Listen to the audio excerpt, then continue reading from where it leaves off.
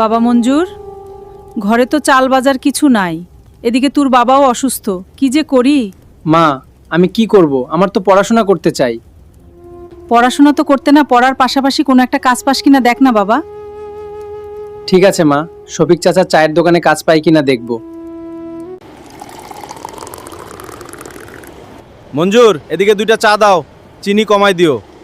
আচ্ছা ঠিক আছে, দিচ্ছি।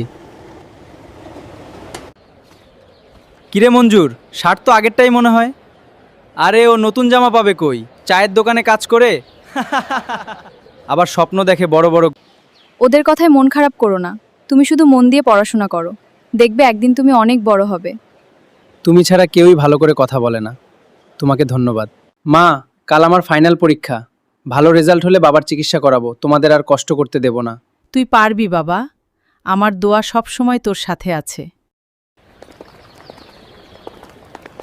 সারাদিন চায়ের দোকানে কাজ করে আবার পরীক্ষা দিতে আসছে, মনে হয় একটা প্রশ্নেরও উত্তর দিতে পারবে না। বাদ দাও ওদের কথা, কান দিও না, মন দিয়ে লিখবে, আশা করি ভালো কিছু হবে। Best of luck. কি মঞ্জুর, সবকিছু ঠিকঠাক আছে তো? জি স্যার, আমার লেখা প্রায় শেষ। খাতা জমা দিয়ে দিব এখন।